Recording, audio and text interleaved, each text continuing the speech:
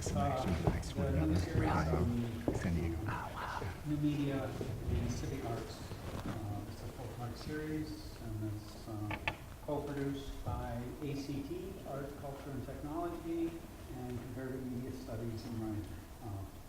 It's part of a new series that's taking a fresh look at digital art and civics and the way in which many of these different areas are coming together with very interesting series of impossibilities. And this is Marissa Moran-Jan, my collaborator on this series. And, so Jim first asked me to be one of the speakers, and then I was very enthusiastic about bridging the departments, which historically have had a connection, and the past few years has been dormant, and so I think we're equally enthusiastic about the obvious connection between public art and civic media and so forth. And just to say a few words about art, culture, technology, the department that I went to grad school 10 years ago in, and now I teach in, that was founded in 1967 as a very utopic moment when artists were thinking about how to create work and present work in non-traditional contexts, how they can collaborate with scientists and communicate work in radically new ways. And so this series and the speakers involved in the series represent that trajectory and critical interrogation of who we're making work for and why. I'm going to be quick because we have a fairly packed schedule. There is a reception after the event tonight on the 3rd floor, so if you have enough stamina to go up and have something to drink and something to eat, you're welcome to come up and join us. I'd just like to thank Fox Herald for introducing Erik Loyer, who is our speaker tonight, and I'll let Fox say a few things about Erik's work. Fox and Erik have known each other for many years. And I'd also like to thank Catherine D'Ignazio, who is a professor at Emerson College, and she's one of the people who did the first series. This is the second of a series. There was a series 4 or 5 years ago on civic arts that was very interesting and well received, much smaller than this series. And this series is part of the ongoing Colloquium for Comparative Media Studies, the graduate program. And so there are weekly meetings. There'll be 3 more of these special events in the Media and Civic Arts series this term. I think I've thanked everybody except Center for Civic Media, which has also helped fund this.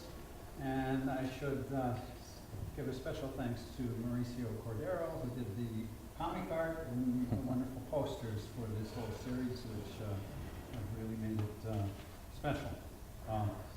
So we'll have 2 respondents after the talk, after Erik's talk, and after that we'll have some Q&A, and I believe there'll still be time for some refreshments.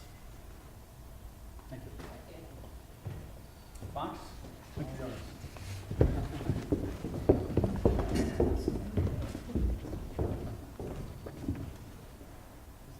And so I'm really pleased to have this opportunity to introduce Erik Loyer to you. So Erik is a preeminent and award-winning media artist and interactive story creator. As Jim mentioned, I have the honor of knowing him for a number of years, and I like to describe his work, the way that he does. So if you look him up online, you'll find that he describes stories that you play like instruments and instruments for telling stories. And I think this is quite true, as you'll see as he goes through his talk.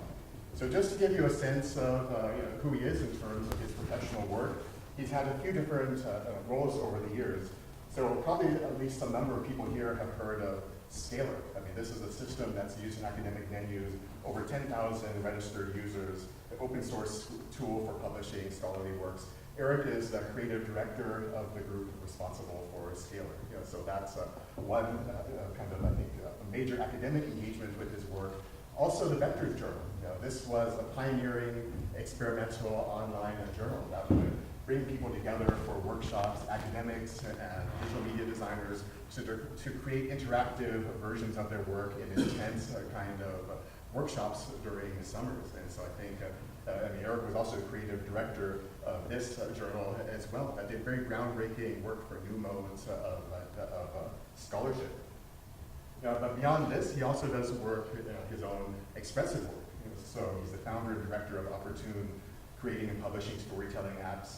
I mean, these have charted nationally, internationally, collectively garnering over 500,000 downloads. So when you think about interactive stories that have hit popular culture outside of the typical, a lot of times people say interactive story, popular culture, they think something like video games. I mean, these are interactive stories on applications that have garnered such a huge number of users and their experimental formats. He's a developer of Panoply, an authoring tool that combines visual language of comics and Unity game engine. And these are a few examples that just suggest that his work has spanned from building platforms for others to use, new forms of gesture-driven interactive story. We worked on a National Endowment for Humanities project around how gestures can push stories forward, interactive comics, large-scale academics. He's really spanned the gamut of kind of digital media production. Now, when I first personally encountered his work, that was about 10 years ago, I was completely blown away. And so there was a system that we'll speak to you some about today called Reuben and Lullaby, and so I won't say too much about it, but just this idea that the work was so poignant and emotion-laden in a way that was intrinsic to your interactions within the work and played like an instrument, like I said before, was completely striking and novel to me. Another standout project of his is Blue Velvet. And this is a collaboration with academic scholars for Vector's Journal, where his design sensibilities capture, for me, not only the kind of pain of the Hurricane Katrina tragedy in New Orleans, but also there's a kind of impressive magical moment at some point during this work, because it begins to describe, through the interactive metaphor, the murky human-driven causes of the disaster, discrimination, economic policies, and so forth. And so, for me, this place where interaction design can begin to suggest something about social engagement, impact, and justice through a visual metaphor, that's completely striking. You should go look up at his work, Blue Velvet. You probably will find the David Lynch film, but this is a different and outstanding Blue Velvet. The creator of the, and for me, I think that the creator of this kind of poignant and nuanced works also, I mean, just last year I picked up the New York Times and then read an article, let's reimagine the way that we engage with music digitally. We used to use liner notes, we used to, Charles Mingus had his psychotherapist write his liner notes. You get all this kind of insight about him when you read them. We don't really do that much anymore. Maybe you go to Wikipedia, but you miss out all the kind of tactile sensation. Well, as an entrepreneur, Erik has also done work that was written up in the New York Times about reinvigorating this, so that as you listen to music, all the context and information and history can visually come to the fore through this kind of work. So completely different type of striking work. And then finally, I would just like to say that he's someone whose work I deeply admire myself, that I learned from and am inspired by in some way in having a kind of ongoing creative practice, someone that I would like to be. So I just want to finally say that he has forged such a unique path as a creative producer. I'm so pleased that he has agreed to come and share his work with you. So please let's warmly welcome Erik.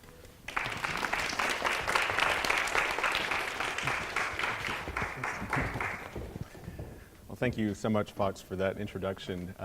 I've actually told people that I've wanted to be you on occasion as well, so the feeling's mutual. All right, let me shift over to my presentation here.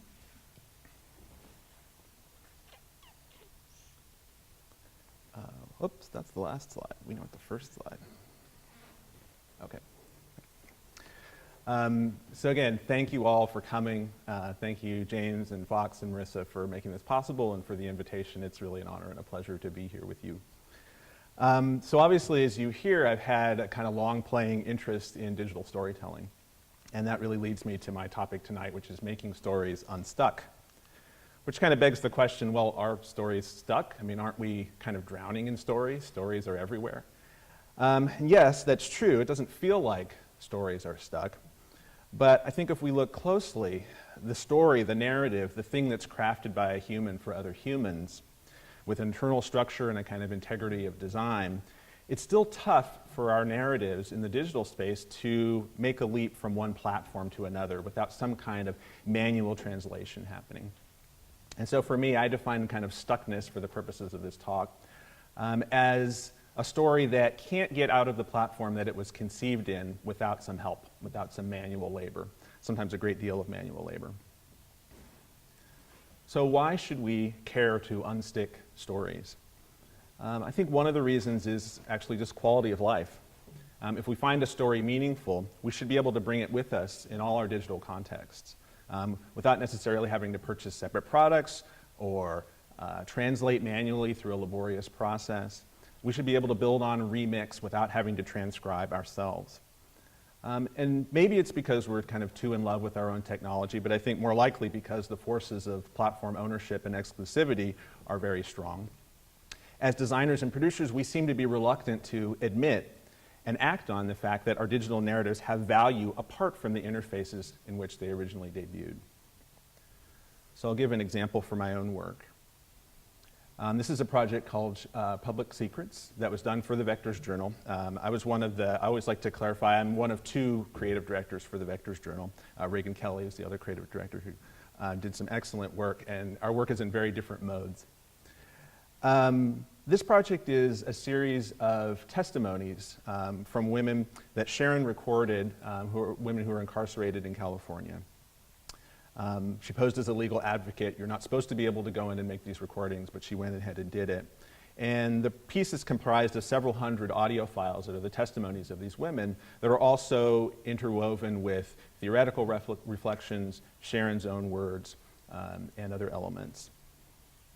So I'll let a little bit of video run in the background as this is going forward. Is that happening? Okay, great. So the piece is, the testimonies are contextualized in a kind of grid structure. As you move through the piece, headlines kind of excerpting pieces from each testimony appear in this grid, and they move and change and appear in different contexts, from biographical to theoretical, to stories about life inside and life outside the prison. So I'm very proud of the design. I'm proud of the impact that it's helped the testimonies to have, but I have to admit, if the design disappeared and the testimonies remained, the piece would still have tremendous value, right? The value is really in the words of the women. If the testimony disappeared and the design remained, there would be some value, but the value would be greatly diminished. But currently, these testimonies are stuck in this interface. They can't get out. And you might say, well, this is a piece that's done in Flash, so just don't do things in Flash, right? Flash is a proprietary technology. It's bound to die at some point, so don't do that. But I actually would argue that it's not really an issue of Flash, because we could have produced this piece in completely open standards with technology that's not proprietary, and it still would be quite difficult for a layperson experiencing this piece to take these stories out and bring them into the rest of their lives. It's not a trivial task. You probably have to be a developer in order to do it. So even though we have excellent resources like the piece Acid-Free Bits by Nick Montfort, Noah Wardrip-Fruin, this excellent set of recommendations for digital creators about how to create work that will last, that will ensure that, at least in some form or fashion, it can be resurrected or ported to a new format or made accessible in some way or another. This should be required reading, I think, for everybody creating in digital. It's not necessarily an issue of preservation I'm talking about, because even if you followed all these recommendations, if the original platform were to fall out or to disappear in some way, you would still probably need to be a developer to access the data and the content of those stories and to make use of it. But what about the average user who is just interested in circulating a digital narrative, not just in the future, after some technological apocalypse, but today, right now? Not just within the platforms in which these stories were created, but across and between those platforms. I think in some ways we can look at it as a question of, or a problem of human-centered design. looking at how to center our narrative efforts on the people experiencing the stories instead of the techniques that we're using to deliver them, which all too often becomes the focus, myself included. A human-centered approach to storytelling recognizes that we experience stories in a linear way. In fact, we can experience them in no other way, and would respect that linearity. Yes, in the code, these stories are attached to objects and agents, and they're spatialized in 3D worlds, but we still experience them one piece at a time in a sequence. And even in the biggest AAA games, it can still be surprisingly difficult to find a linear narrative account of exactly what's happened to us in this world. Many large-scale story games will have a kind of journal that'll keep track of what you do, but how many of us actually will boot up the console, load the program, find our saved game, and just read that journal? Even though we might have a desire to experience that story again in our playthrough, that's not really a really optimal way of reading that content. Why can't I get it as an ebook? Why can't I get it in some other format that I'm more likely to engage with?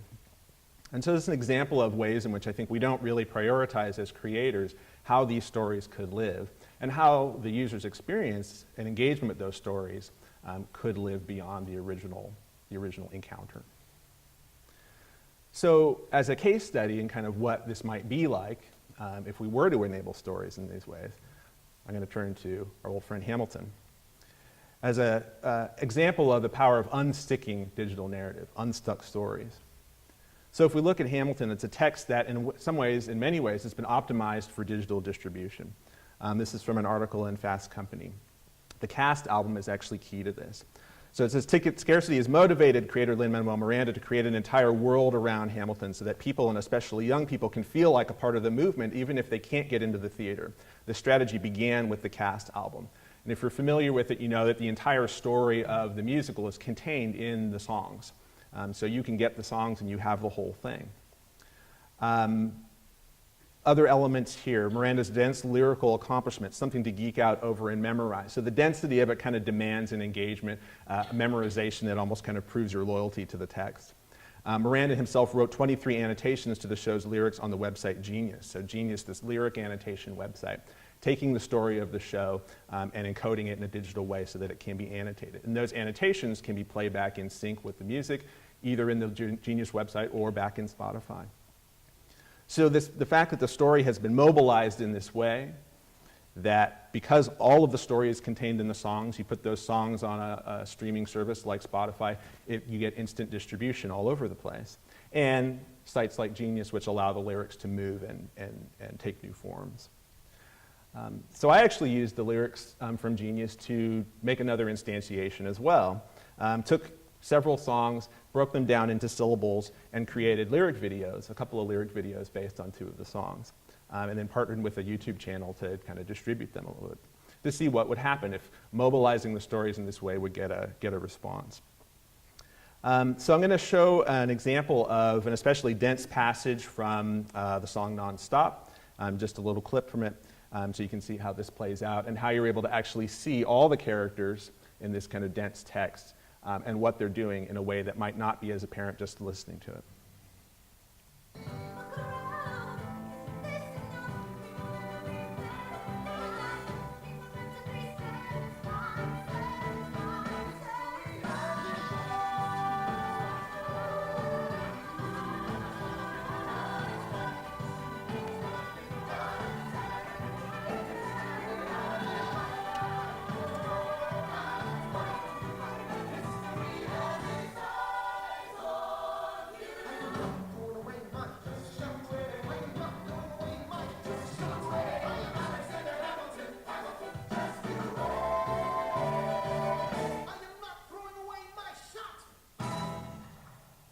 Okay.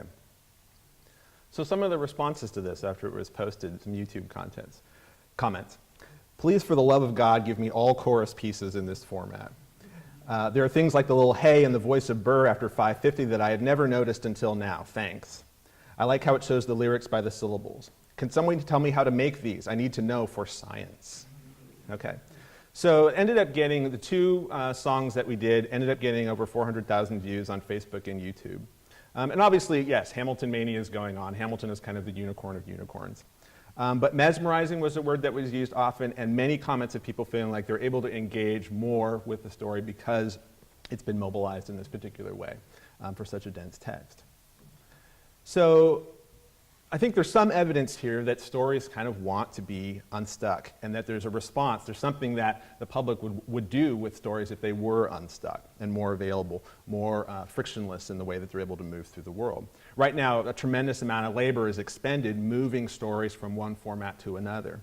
And one of the most common ways is video, right? So once YouTube kind of became a thing, we have such an excellent video distribution mechanism that all of a sudden all of culture is being converted into video so that it can be distributed and so that it can move in this frictionless way from one place to another. I can't tell you how many times I've been frustrated because I'm trying to find a tutorial and it's only available as a video. It would be so much shorter to just actually type it out and print it out so that I could follow the instructions, but I have to watch a 20-minute video to figure out how to do this thing. But that's happening because it is such a frictionless delivery system right now. And so all this effort is being expended converting narrative from other forms into video through fan videos, through lyric videos, through all different kinds of things. And so we could just let these processes unfold as they are. But I think there's something deeper going on here, and I think if we try to enable it deliberately, some interesting things might happen. So if we were to decide to deliberately unstick digital stories, I'm not just talking about an individual story here and there, I'm talking about digital stories as a whole. Is this something that's even possible? Are there too many formats, too many idiosyncrasies in terms of how different narratives work for us to even think about attempting this? And maybe more importantly, this has got to have been done already, right? I mean, there's so many different formats out there for narrative, interactive fiction formats. But those tend to be around a kind of parser-based simulation of a literary world. Well, there's text encoding, there's TEI, but that tends to be more about kind of encoding text for publication or for scholarly study. There's hypertext, but hypertext doesn't really have a concept of temporality. There's RSS, which does have temporality, but the scale is all wrong. There's closed captioning, which is actually not bad. It's actually kind of close to maybe what we're looking for in terms of the resolution. It's very small chunks, but there's no real semantic data associated with it, and it's also bound up in these video standards. So what could this thing be that enables digital narratives to become more mobile? So my journey to try and answer that question started really completely by accident and in a very unexpected place. It started with the Nintendo Wii, oddly enough. So when Nintendo announced the Wii and its motion controller, I was very excited about that, and I went and got my kid's Duplo, and I built myself a little Wii remote that was supposedly about the same size and shape as what had been announced, and started waving it around like crazy in my office to try and figure out what kind of interactions would be enabled by this. And once it was actually released, hacks started to appear, so you could play with the Wii remote with your PC or your Mac and see what kind of projects you could create with it. I was very interested in musical interactions, and quickly realized that in order to do a lot of musical interaction, the gestures couldn't be like waving things around. It was going to get too tiring. So I was trying to find a gesture that was repeatable, that was rhythmic, that wouldn't be tiring if you did it many times. And I kind of came across the horizontal tilt. So taking the remote and just really tilting it back and forth. This was something that could be repeated many times. It wasn't too tiring. It did have a kind of percussive aspect or musical aspect to it. So I wanted to play with that gesture. And had the idea too, well, what if you put some music on and just by tilting, you'd be kind of waggling your way through song lyrics. So every time you crossed the axis, you would advance one syllable into the lyrics of the song. And you could almost see a kind of invisible bar that the letters of the song would be hanging off of, and that would kind of track one-to-one with how your remote was moving. One-to-one was kind of the holy grail of Wii interaction, and it didn't happen very often, so an opportunity to do that was kind of exciting. So this all sounded good. It was pretty easy to put together, but then to create a demo of it, I had to decide on what song I was going to use. And so I turned to a personal favorite, which is another kind of dense lyrical accomplishment that I geeked out over and memorized. From Kurt Elling's second studio album, it's a piece called Tanya Jean, and it's actually a cover. It's a cover of Donald Byrd's Tanya, which is on Dexter Gordon's album One Flight Up. And this is an epic song. It's about 18 minutes long. with this amazing solo by Dexter Gordon. And there's a tradition of jazz vocalists kind of taking earlier standards that don't have lyrics and adding their own lyrics. There's great examples of this, there's horrible examples of this, but Kurt Elling does one better in that he doesn't just provide lyrics to the melody of the song, he does lyrics to the whole saxophone solo, Dexter Gordon's entire solo. So it becomes this kind of stream of consciousness, very dense lyrical piece, kind of a spiritual encounter being described. It's very evocative and, again, ripe for memorization. So that, okay, this would be a good, test to really kind of demonstrate this technology in this project. So here's a section of the original piece.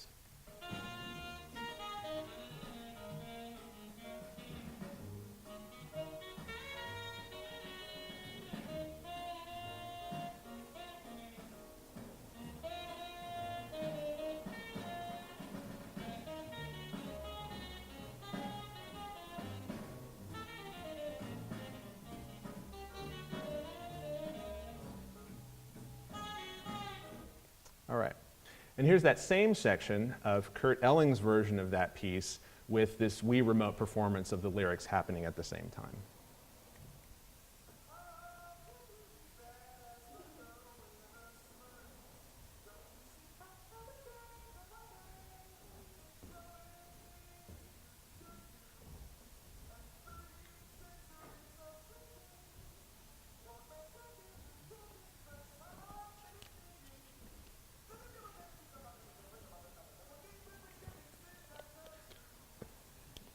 Okay. So that was, you can't tell by the enthusiasm, that was really fun to perform. But one thing that was fun about it, was not just tracking the song, there was something unexpected about it. And it was something in this trigger, this switching the axis from one side to another.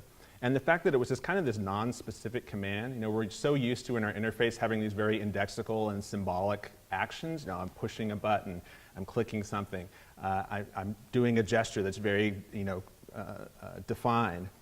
And this felt very kind of loose, non-specific, and all it was a next command.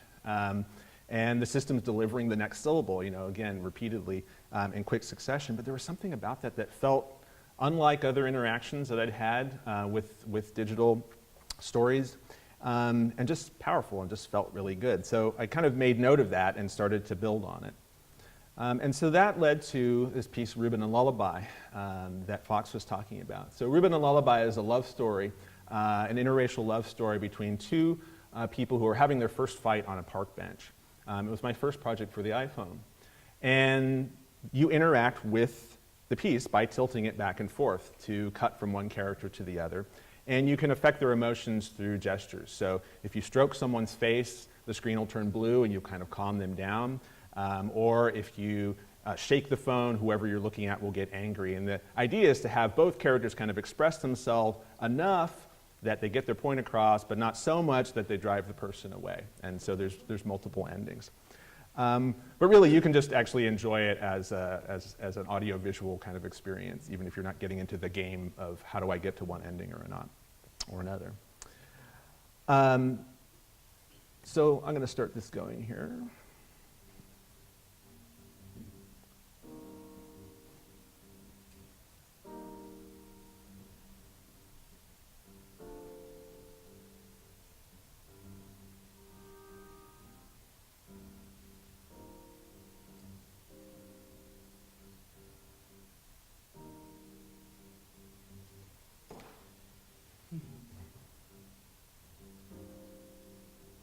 So the score is totally dynamic. And again, having applied this tilting interaction first to words, here to images, I found that it was still very satisfying. And there was, again, something about how it's a non-specific interaction. And it isn't even that as you tilt, one way you see one character and you see the other. Sometimes you tilt and you just get a closer view or a more distant view of the same character. But there's something about this kind of non-specific next command that was very satisfying, again, both for words and now with images. Okay. So that piece was a collaboration with the artist Ezra Clayton Daniels, a comic artist who at that time was based in Chicago. Now he's based in LA.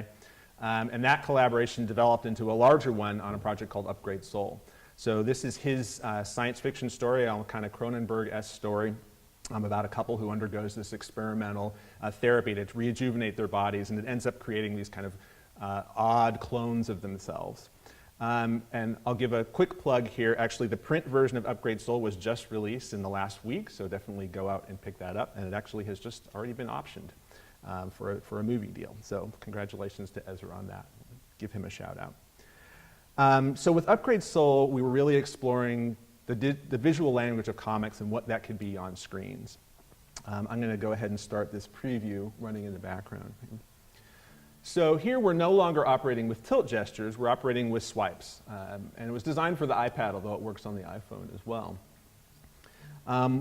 One of the things that we were interested in Upgrade Soul is one, making sure that you could always go forward and back. You could always swipe forward, always swipe back. Too many digital comics we've seen take control away from the user to play a non-interactive video sequence. And so you're kind of promised this interactivity and then it's yanked away from you. And it happens over and over and over again. So we wanted to make sure you can always go forward and back. But the other thing is that all the sound in Upgrade Soul is musical sound. Some of it can kind of function as sound effects, but it also functions as music. So literally every time you swipe, you're getting a new musical sound. It might be a note or a phrase, so we can encode melodies as you're going through and swiping through the piece.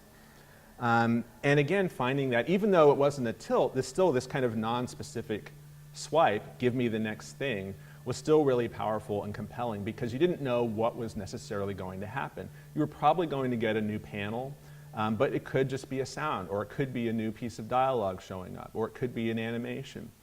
And working on it in the context of a piece which had such connections to print actually helped me to realize that what this thing is that I was so obsessed with was a page turn. It was nothing more complicated than a page turn, but made digital. And obviously this wasn't anything new. I mean, press return to continue, press spacebar to continue. I'm using software right now that I'm pressing the arrow button to continue. This is not new, but mobilizing it at a musical scale, at a performative scale, where it wasn't just stepping through chunks of text because it had to be parsed out that way, brought something different to the table. And I began to look at other works that I had done in the past and realized that this mechanic was kind of running through as a common theme through a lot of the things that I had done. So in this example, Strange Rain, this is an app that I did before Upgrade Soul.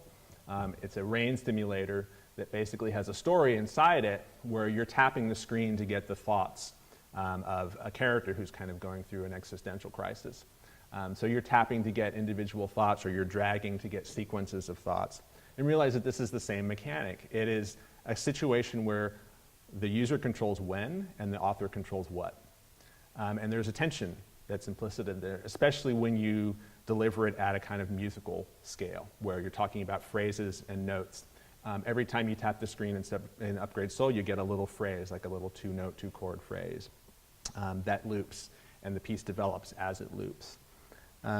So this idea of discrete linear sequences with musical elements in it was operating at a low level on all these different pieces, and I started to kind of put the pieces together. And started to think about, especially with Strange Rain, I got a lot of requests from people who wanted more stories. There's one story that's kind of baked into the piece, but they wanted more stories, they wanted to add their own stories, and I started thinking about how this would be accomplished. But I didn't want to build a whole system just for that one app. Like, I would like those stories to be able to live and move, maybe from one app to another, just so I didn't have to rebuild this facility over and over again. So I started thinking about, what if there was a format that organized narrative content into steps, which in some level is so simple it seems like the most idiotic thing ever. Like, we're just going to make a format around things being in lists and happening in a linear order. Do we really need to create this? But again, like I had said, looking through these other formats, I couldn't really find anything that did exactly what I was looking for. So I ended up coming up with this format, just very ad hoc, called Stepwise. It's an XML-based format. I put it up on GitHub and started to realize that one of the things that was compelling for me about it, and which I thought could have some potential, is not just that it's organizing narratives into discrete steps and sequences, but that part of what was important was saying who was doing what at what time. So who does what when. The idea that, say, in a complex text like the Hamilton example, we're not just saying what words are being spoken, we're saying who's speaking them. We're identifying that semantically so that anyone processing something in this format would know who was saying what when. And that's information that's not transmitted in a video, in a fan video or a lyric video. You don't get that information about who is saying what at what time. And that actually became even more powerful if you expand that who to include instruments in the score. So if there's a piano playing while this character is saying X, well, that piano is also a character, and it is saying something at a particular time. Or even more abstract concepts, what's happening in the lighting, or maybe there's theoretical ideas. This goes back to some of the vectors work where we're trying to enact academic theory in a database and kind of bring it to life. So people are speaking, instruments are singing, ideas are having influence. All of these are fair game to be chronicled in a format like this. So I'm thinking about how you would build stories in this format. I started thinking, well, you probably want something kind of like a GarageBand, but it's really for multimodal content, right? So instead of tracks, we would have characters. And we could put in those tracks text, images, video, audio, all different kinds of things. But I don't have the resources to build GarageBand, so I came up with the next best thing, as many others before me have, which is the spreadsheet. So Google Sheets, to save the day. So the spreadsheet format in Google Sheets was actually perfect because we can organize columns for each character and rows to represent steps in time. It's cloud enabled, and there's an API that you can use to get data out of it. So it became a really critical way to kind of play with this idea of how to build stories in this way. And that led to the creation of a site called StepWorks. It's at step.works is the URL. And this is really a place to kind of play with this idea. Well, what if digital stories were more mobile, could be more easily moved from one platform to another, or from one stage or location to another? So I'm going to show you a little bit about how the site works here. Let me find my cursor. Okay, it's going to, let me quit out of this for a sec.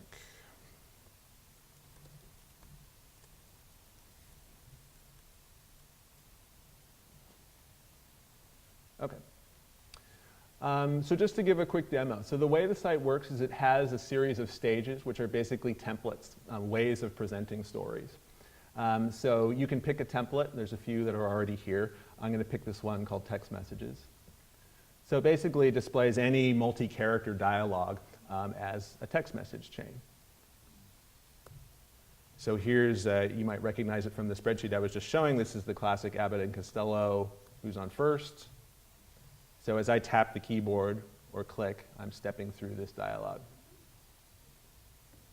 Okay. So let's say I want to make my own that fits into this same format. I can just hit new, and if I've got a Google account, it'll prompt me to create a new copy of this starter document that comes preloaded with a few different characters, 4 different characters. I only need 2, so I'm going to delete 2 of these columns here.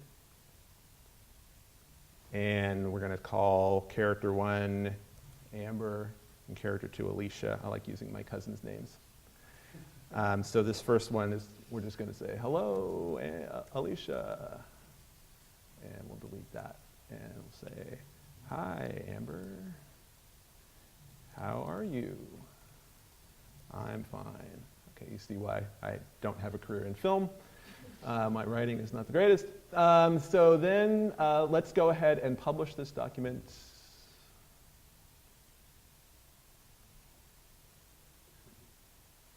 And let's follow the link in the document back to the site. Okay, so now we've got our scintillating dialogue going here. Okay, now, let's say I want to add a little bit of a musical score to this. All I need to do is add another character. We're going to call this character Piano. And let's just do a major chord here. C, E, and G. And then the next step we'll do just a low C. Then I'm just going to copy these so it'll repeat. Okay, let's go back and hit refresh. And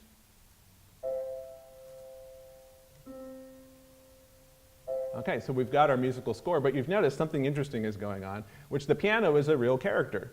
So the notes that it's playing, it's actually saying in the text chat. So this probably isn't what we actually want. So I can add a little extra item here to the end of here that's hidden. Okay, so that means this won't actually speak it out loud or show it as dialogue, but it will still play the notes. So here we go. We've got our amazing musical score. Okay, so again, just a quick demo of how Stepworks works. But one of the interesting things about it is I can now go to stages, and I can pick another stage here. So let's pick vocal grid. This is the one that was used for the Hamilton example. And if I hit load, I pick my demo. And now that same story is rendered in a different format, but still with the music playing. Okay, and there's obviously other stages that you can load the same story into and see it play out in that way. All right, so let me jump back to Keynote. Okay. Every piece that you create in Stepworks gets a custom URL. So you could take that and share it online because it includes the URL to the Google Sheets document and build and play and share in that way. You can also get access to the underlying XML that is being generated behind the scenes. So through all this work and kind of playing with this and experimenting and seeing what the possibilities might be, and Ethos kind of started to emerge that I began to feel strongly about. And I realized that in my own work, I'd seen too many cases where stories got stuck and couldn't be further transmitted, usually because the technology died. But also I saw other aspects of storytelling that were being revealed by this that I also wanted to encourage and kind of participate in. So I kind of call this the good guest, good host ethos. The first part of it is be a good guest and let your stories go on the road. So let your stories become guests in other contexts. Okay? That changes the way that you write. So if you are writing a story that depends on all of these audiovisual effects that are only available in the original context that you debut that story is not a very good guest. It's going to go other places, but it's going to make all these demands of that place that it goes, just like a poor guest in real life, and it's not going to be well received, and it may not work at all. The content, the kind of essence of what you're trying to get across may not be communicated. And by the same token, be a good host. Give other people's stories a place to stay in your work.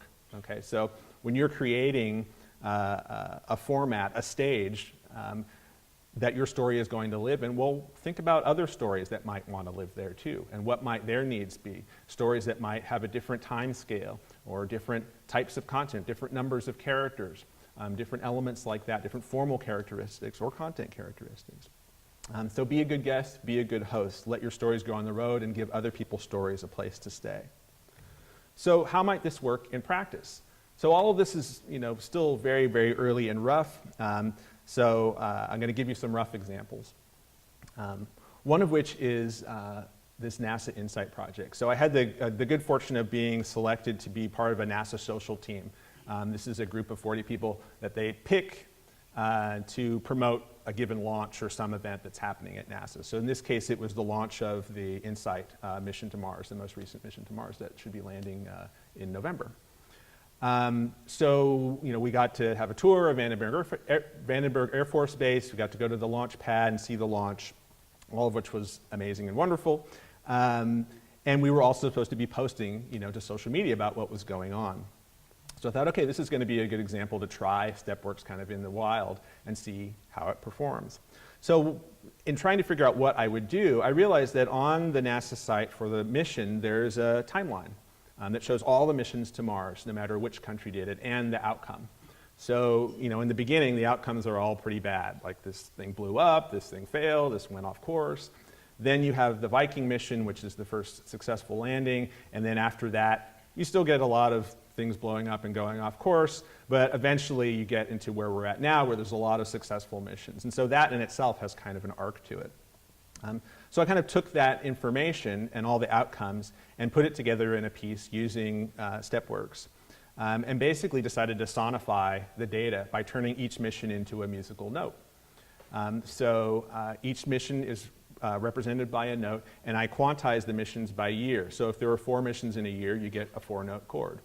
And then I kind of set these chords and notes in a kind of cosmosy, synthy, sci-fi kind of setting, and created this piece that was an Instagram piece, where you'll see all of the outcomes of all the missions happening in sync with the music as it plays.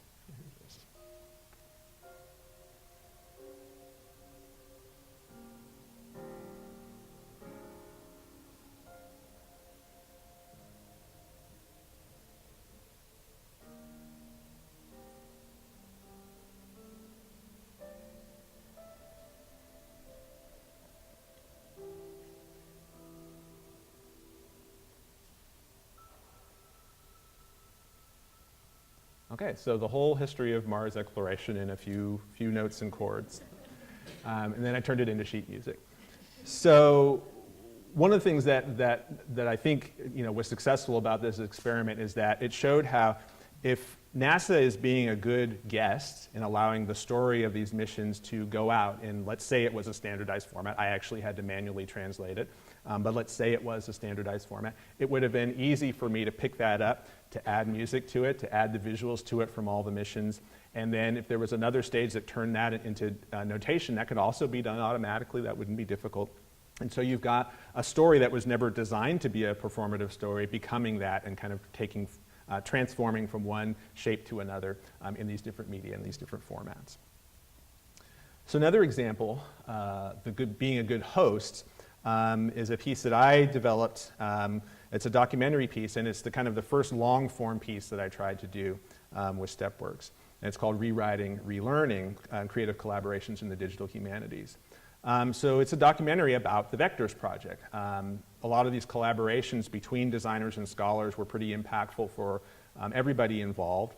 And so I went back to some of the folks that had worked on Vectors and just talked to them about their experience and collected ephemera from the design process to kind of use to illustrate what it was like. So I'll open up and show a little bit of that now. It's actually on the website.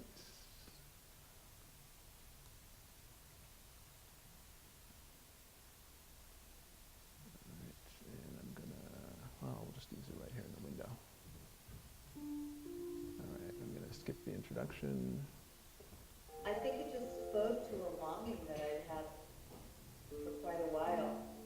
I was just very alienated from doing so much administrative work at the university.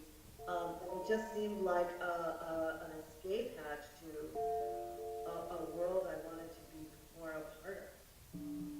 I think my daughter was just a baby. And I was running a graduate program and teaching full time and feeling overwhelmed. Everything was pushing me not to do it. But yes, I knew that collaboration is hard, but also really productive, important. And it just feels vital to me. Okay, so Karen Kaplan here is talking about kind of the impetus for her to decide to join the Vectors project and apply. So a little bit about how this is structured. You'll notice that the piece is, one, it's unfolding. I'm actually pressing keys on the keyboard to advance it step by step.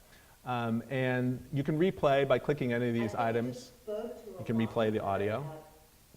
Obviously, we're bringing in video and imagery that are ephemera from the design process for some of these projects.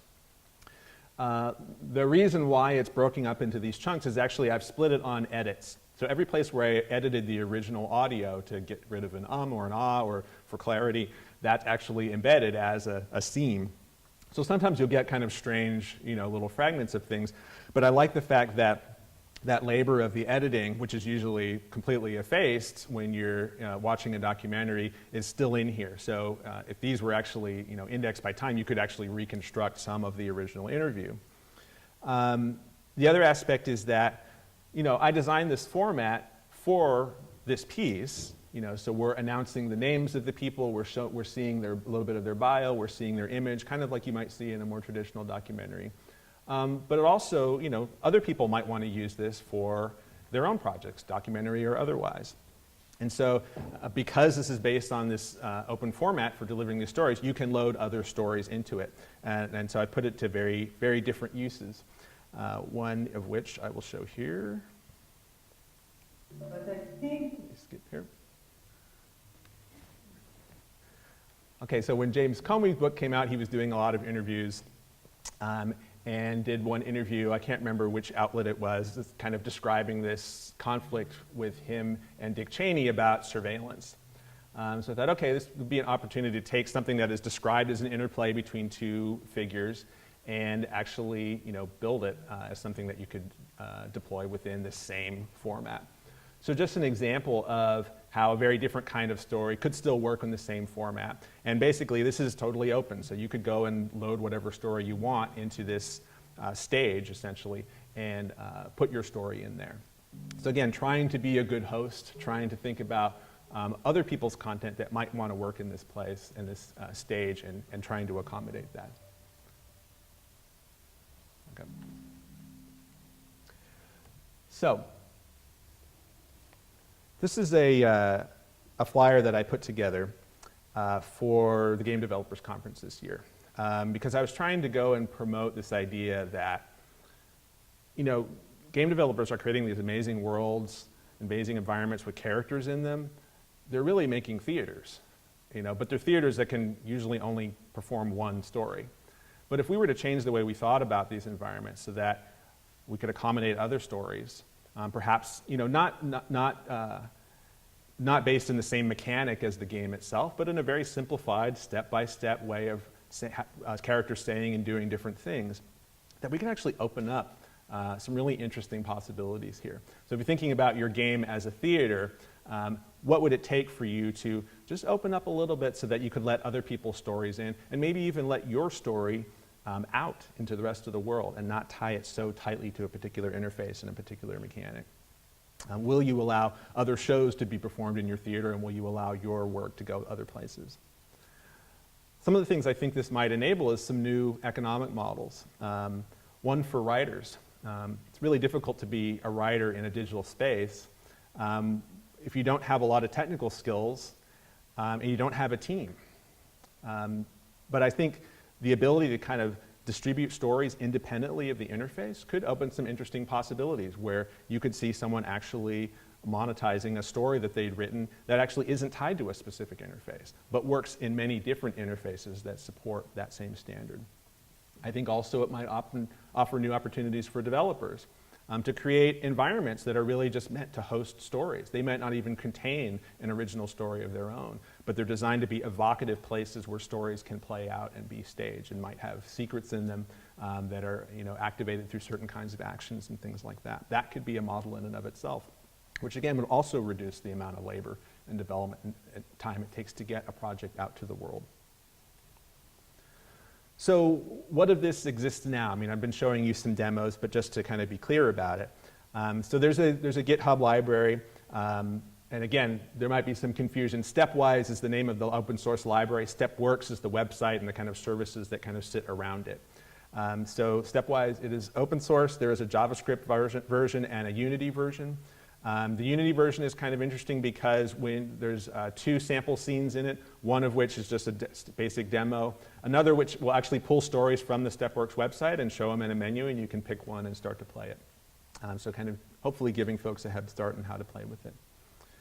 And then, if this is of interest to you, what can you do to participate? Well, Stepworks has been used successfully in classrooms and workshops. There's a wonderful piece that Zach Whalen did. Well, he didn't do. He taught the class that was a workshop using it, and one of his students, a woman named Elizabeth Brantley, did a piece called 2 Hours with You that is basically about anxiety.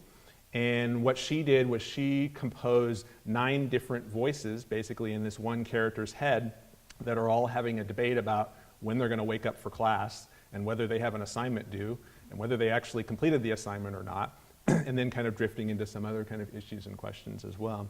It's a great piece, And again, it's delivered in this format, the same kind of vocal grid format that we saw, for the Hamilton and the other examples. But you could just as easily load it into any one of the other stages and render it in a completely different way. You could even potentially see bringing it into a Unity environment and having each of these voices kind of auto-generate as a character in a space and have, a dynamic camera that's following the characters as they're speaking and going through what they're discussing. So definitely recommend going to, this piece is on the Stepworks site. Many of you can probably relate. And check that out. Okay. So again, being a good guest. If you're working with narrative content, consider making that narrative content in a format that can go out to the world and can be reused and restaged in different ways. Let users potentially export their past through the content so that they can take their own experience and do something with it. Relive it, restage it, do something interesting with it. Be a good host. Think about if you're running a platform, if you're creating an environment where stories are told, support speech from multiple characters, playback of musical notes, environmental features, things like time and date and weather and location. These are all things you can do in the stepwise format now, which could have a really interesting effect and an environment that supports it. So a little bit about the future. Documentation. I really need to write some better documentation. There's some there, but it's pretty technical and needs to be much more friendly. So that's my first priority as I'm moving forward with this kind of work. Distribution, working on getting more stories, more folks that support this format. Eventually an authoring tool, not GarageBand, but maybe something in between a spreadsheet and GarageBand, so it's a little more friendly. And who knows, I'm very interested in mobilizing stories and platforms around issues of social justice, around issues of marginalized communities. So if there's something you see that intrigues you about this, please get in touch.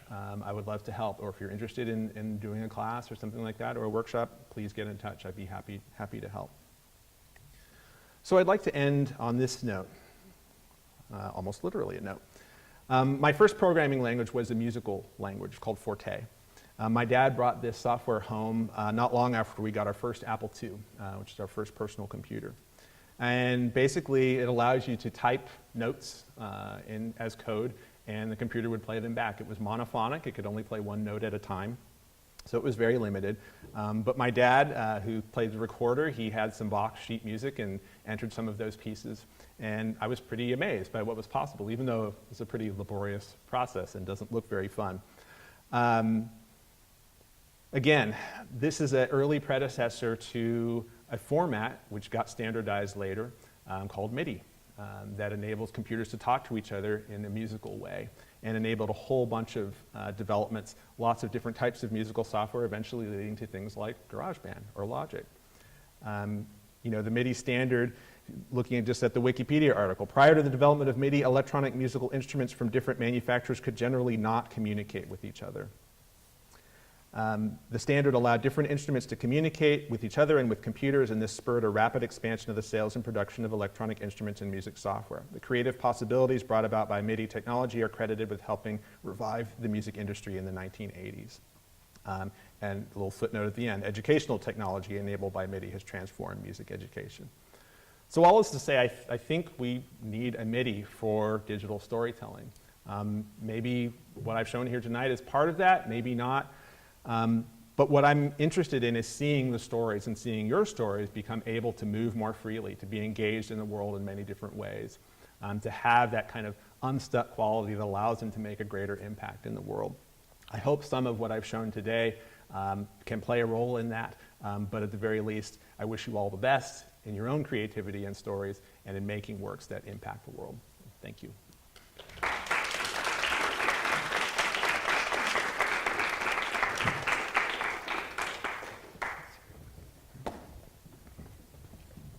Captain Wisconsin's will deliver the response, and followed by Ethos, who is resident here at Media Lab. Let me switch. There's a slide that's supposed to be up, so I can switch to that. Whoops.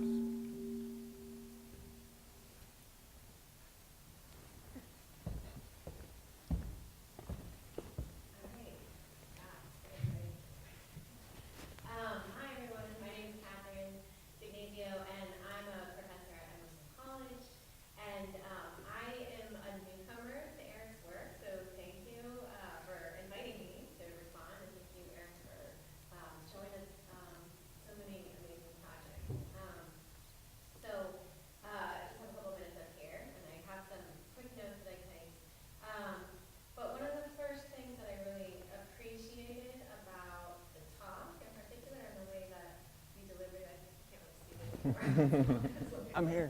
The way that you delivered it is that you framed, you told us about your process and that you framed your work as experimentation. And that really like the main gesture of your talk, the thrust of the talk, was to invite others to experiment with you. I feel like that's just a very generous way to invite us into your process. So I teach at an art and communication school. Specifically, I teach in a journalism department.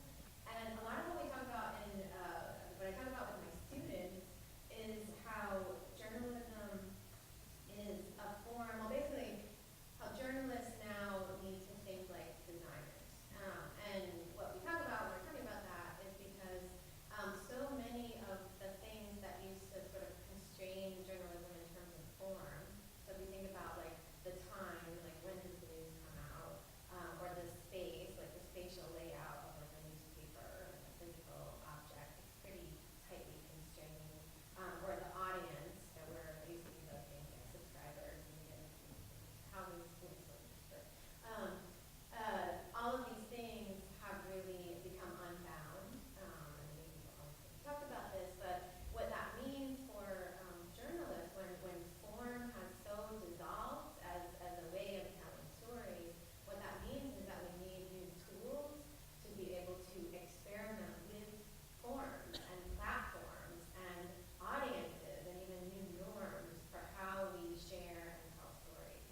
And so for me, that's what was really resonating with me is that it makes me happy that there are people like Erik in the world because one of the things I see here is a kind of really rigorous experimentation with those forms in a way that is, even the most minute thing, like what is possible through a particular kind of gesture, through a particular kind of interaction.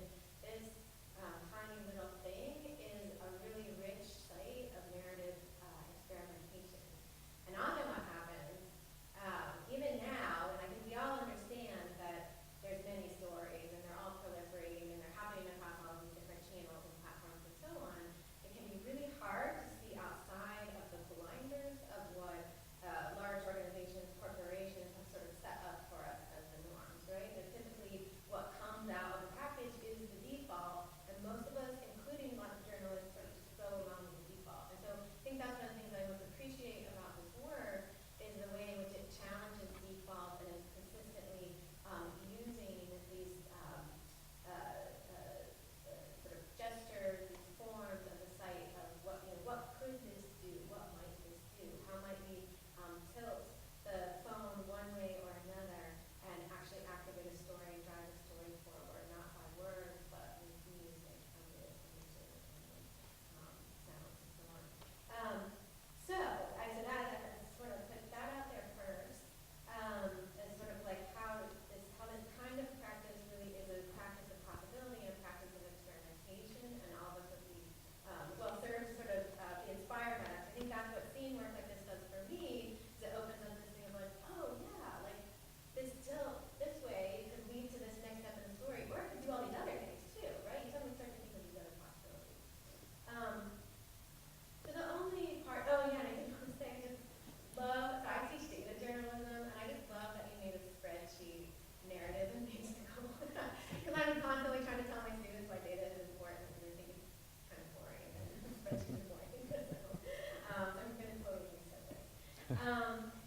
So the one place that I wanted to push back a little bit is along this idea of stuckness or frictionless stories or stories or this idea that stories should always circulate outside of their containers or outside of the things that they have within which they've been designed and have been designed for them to be having.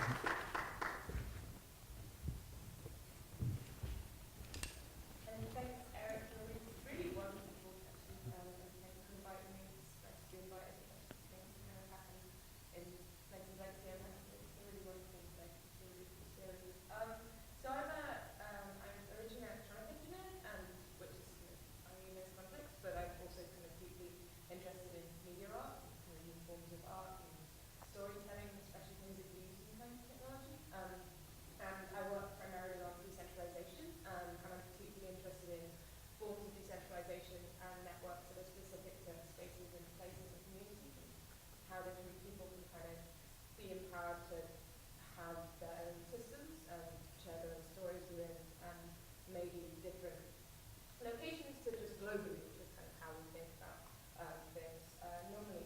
I was also really interested in how the kind of good guest, good host idea, and I think that that's a really powerful way of thinking about kind of how to propagate different ideas. I think also that Catherine's point about not all stories wanting to be propagated is a very, very valid one. I think that there are, however, some things, particularly stories concerning social justice and kind of politics that occur in Eric's work that are important to be shared, and I think that the way in which they're shared is like kind of well met in this situation. So, for example, one that Eric didn't talk about at the minute, but one that I was really interested in is the Knotted Line, which is a project that maps histories of kind of injustice, particularly racial injustice, slavery, and kind of the oppression of Black Americans over a period of about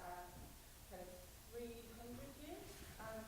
And what's really interesting about the Knotted Line is the project is that it takes this kind of universal infrastructure of a map, map being something that is often used to kind of reinforce borders and like represent land and kind of reinforce hegemony and injustice, and kind of takes it and subverts it as a way of telling different stories, and also makes those stories available to be taken and put in other places. Now, whilst the retelling of all of these stories in the context that they're told in this kind of really beautiful map, which also has this wonderful kind of affective interface where you're kind of met with a sonification, but also a kind of line that actually, like, you know, dances and stresses itself as you move over it. This kind of subversion of this idea of what a map should be and is a very important way for the story to be told. The story is also presented in this like universally kind of takeable and putable in something else way, because it's such an important story, it's such an important history for other people to hear. And I think that there is kind of a balance, I think, between, you know, having something which is specific to a context, is specific to a locale, is something you have invested, you know, thousands and thousands of hours in, but also something that kind of says, well, actually, we want people to be able to apply this to their own retellings. We want people to be able to say, I'm going to take this thing because I care about it, but I'm going to tell it in a way that I think is appropriate to myself and my own experiences.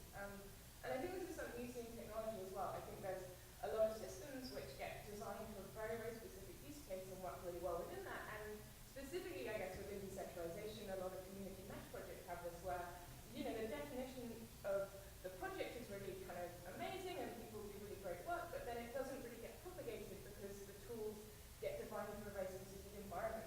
There's a really wonderful kind of network, which I know Sasha has worked with, called the Equitable Internet Initiative in Detroit. And one of the things that they've done really well is, as well as defining kind of things about how they make technology, also actually defining how you make a community that can produce technology. And I think this kind of meta discussion around how do we make communities that can tell stories, how do we kind of think about stories that are worth telling, and how do we communicate them in a way that can be relevant to like 3 people or can be relevant to like hundreds of people, is like, yeah, really essential to this kind of work. It's kind of why it's so lovely. Anyway, thanks so much for coming. Thank you.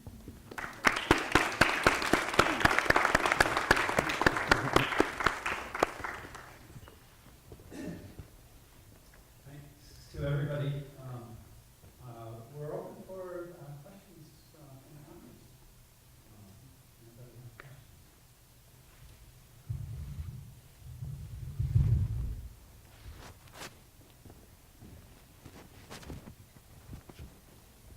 Slightly less than a question from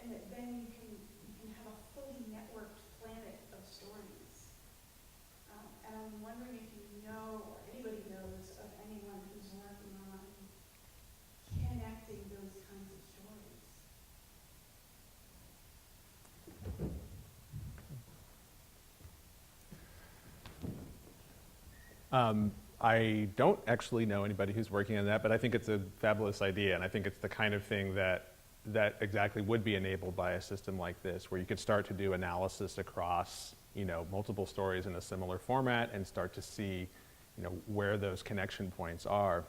In Scalar, we try and do a microcosm of that, in that as you import media files, you can reuse them, but that's just within one work. And we've gotten many requests from people like, I want to connect multiple works together and see what these relationships might be. So I think that's definitely something valuable to explore. Other questions?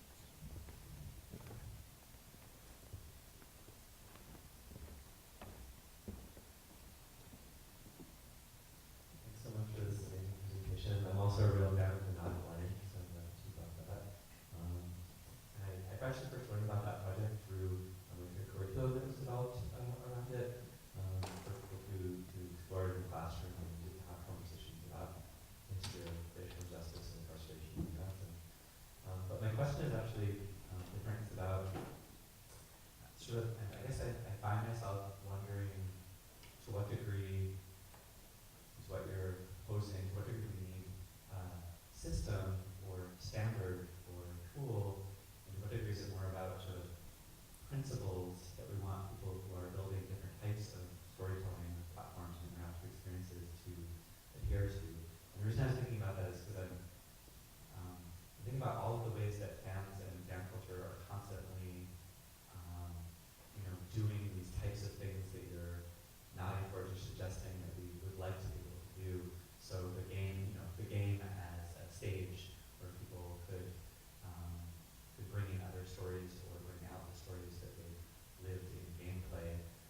There's the whole history of machinima and people doing that and self-organizing, whether it's in single or multiplayer environments, to go and act out works of theater or do political actions and then screen capture those and share them with the youth and so on. So my question is really about that. Is like, to what degree is it so important to build a particular tool or system, or to what degree is it more about encouraging all types of platform creators and maintainers to make it as easy as possible for people to do that type of work? Can everybody hear me without the mic? Okay.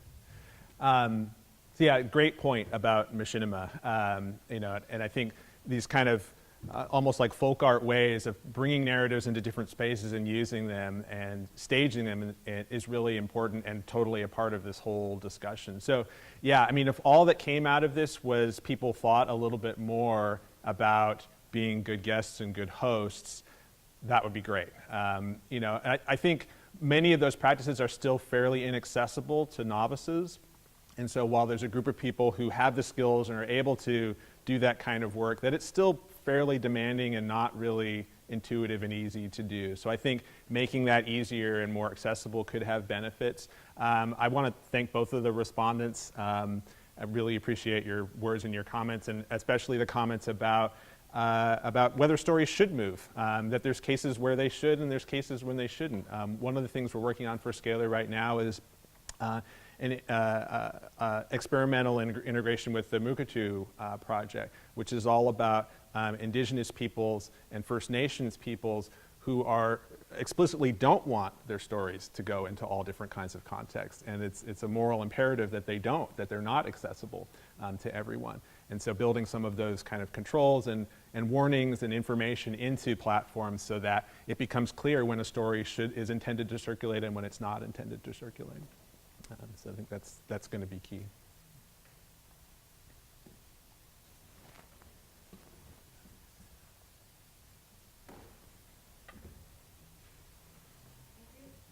Hello? Yeah. I do have one response to you who asked that earlier question that I right in front of me. But in terms of using machine learning to analyze patterns in certain writing genres, I don't know if you've seen Sunspring, it's that AI-generated screenplay that came out in 2016, was starring Thomas Middleditch, and basically they processed all of these science fiction screenplays through machine learning and then output basically this really absurd, strange screenplay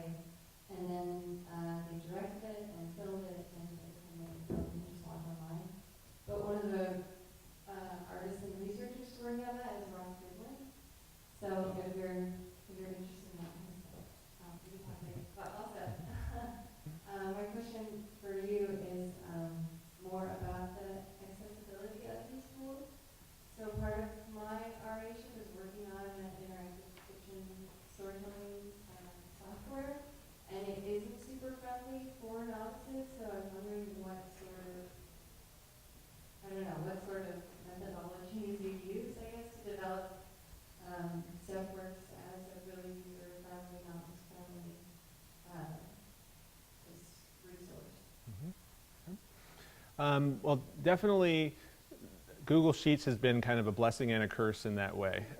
So everybody's familiar with spreadsheets, so on one way that's pretty accessible and it's pretty easy to understand, okay, columns are characters and rows are steps. Stepworks can do more than that. It can do randomization, it can do looping, it can do kind of nested groups and things like that. Once you start to get into that territory, it quickly breaks down as being easy to use because you start getting into kind of arcane commands. So that's where I really do see it as a transitional tool, that it's something that's going to evolve into a more dedicated piece. But until then, I'm trying to make it as easy as I can and learning more about actually how Google Sheets works to see if I can make it even easier while we're in this kind of limbo period. One of the things with Scalar and the other tools that I've worked on is that we've always tried to build tools that are motivated by what authors and creators want to be able to do, rather than trying to do a build it and they will come. We're like, I think this is what you want, and I made it, and I put all this time into making it. Now, why don't you want it? That doesn't often work out. But by kind of being intimately involved with the process by which these things are created, you start to see the trends and the interests of the folks who are building these pieces, and hopefully you can kind of craft the tools around that. So that's one approach. I had a question around, one thing that struck me about being able to transport these stories is that you could put them into wildly different formats that would, on another layer of accessibility, like wouldn't require vision to get all the details, or wouldn't require hearing to get all the details. I was wondering if people have sort of done that with this tool, or if that's sort of a direction you're kind of thinking of how you can maybe eliminate some of the sensory constraints or add more in with this kind of traveling story. Yeah, it's not something that has been done so much yet, but I think it's very much a part of what it could enable. So one example I can point to is the transition from vectors and those projects, which mostly were built in Flash and were very kind of closed, to Scalar, which is an open source system that's built on open standards. Many people who'd seen the work with vectors, which is very intricate and laborious and designed very bespoke, then saw Scalar and they're like, this is so boring, it's so bland, like what happened to you guys, where'd the pretty go, I think was a quote. So while we've tried to make a Scalar prettier over time, and I think we've done that, there still is, it's a very conventional interface compared to these very bespoke interfaces. But something like the knotted line is actually built on top of Scalar. So we wanted to show that you can scaffold kind of the more custom work on top of the standards-based stuff if you just take the time to kind of put the standards in place. And I think that speaks a little bit to what you're talking about, where you could create a completely different sensory modality for a particular piece, one that requires a lot of very specialized gear, or one that requires very little specialized gear, or that translates something from text into audio or things like that. So I think there's potentially a lot of applications in terms of accessibility for stories that could be more automatic than they are right now. I have a question. Now people are publishing paper to share their scientific discoveries. The paper has a lot of drawbacks. There are long text, although it has figures, sometimes we don't know which should we pay attention to. So do you think if the format of sharing discoveries will be dramatically improved into other formats in paper?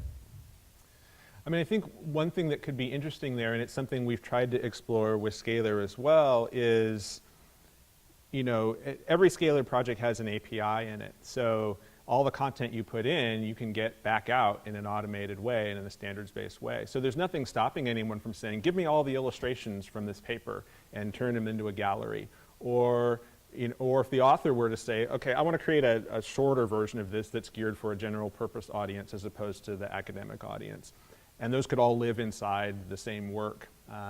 And again, it's the things that I think are enabled by digital storytelling that we don't see as often, but are definitely there and could be enhanced by, again, this ethos of generosity of, I want to make a piece that different audiences might be able to encounter and experience in different ways. And really putting the thought into that in advance so that you come out with something on the other end that could actually have a chance of doing that.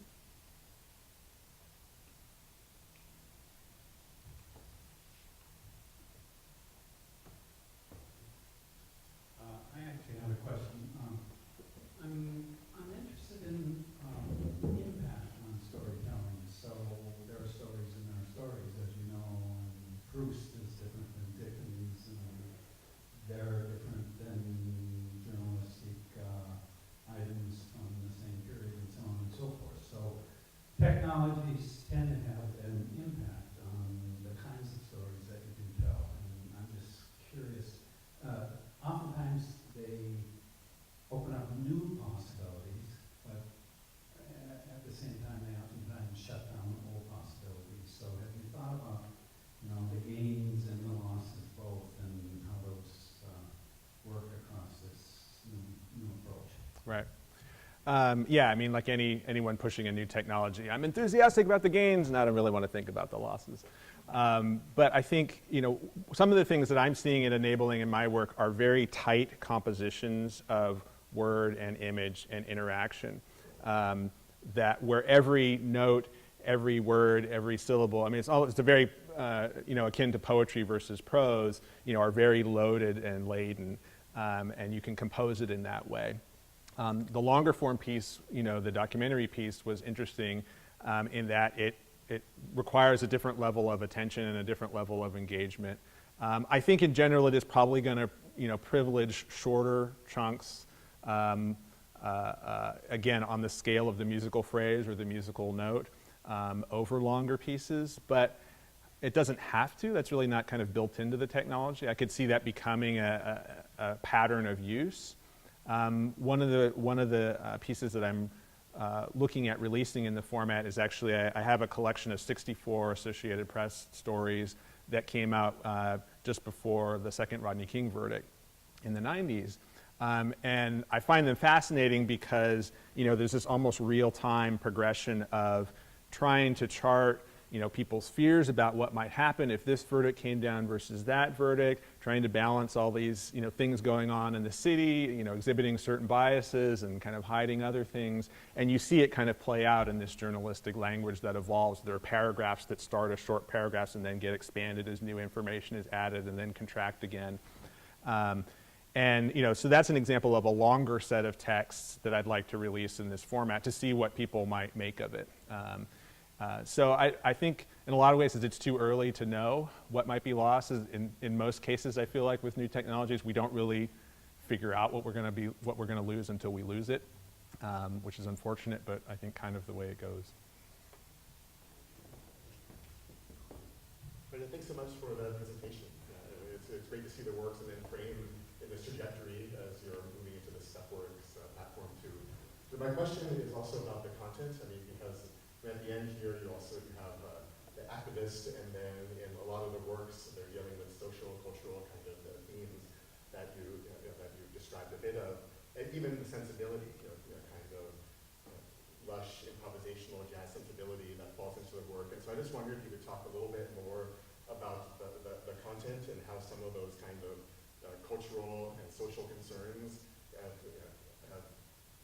integrated into the work, and then also if that's at more of a content level for you, or also you feel like some of those themes emerge through system building as well. Right. So yeah, I find these talks kind of tend to go one way or another, and I find it's hard to find a balance between content and form. But yeah, I mean, a lot of the interest in social justice, in politics, I get actually from my mom, who was herself an artist, a portrait painter. Never was interested in really finding an audience outside of her own practice, but found that practice to be tremendously healing and impactful for her as she was trying to kind of create a community for herself. So she painted mostly African-American faces of singers and entertainers, but where the faces are cropped very tightly so the face becomes a kind of landscape. And so as I was growing up, I got to see that process firsthand as she was doing the research, learning more, gathering material, honing her technique. And so that just, for me, is kind of baked in as, concerns and things that I'm interested in. One of the greatest gifts of the vectors process was getting the chance to collaborate with scholars who are doing such incredible research in these areas, far beyond any of my knowledge, and getting to kind of absorb some of their thinking as they went along, and trying to find a form that would do justice to the research and kind of represent it in that way. And Public Secrets and Blue Velvet were both very impactful for me in those ways, and kind of exposing me to new things I hadn't thought nearly as deeply about as the folks I was collaborating with. So I find that it's a combination of the concerns I get from my own background, as well as the people that I work with in collaborations that kind of keep animating that and bringing those topics, into the work. And, for me, those are things I'm thinking about all the time, so it's natural for me to kind of bring them into the projects. And I seek out collaborations where that's going to be a big part of the collaboration, because it's something I'm interested in personally.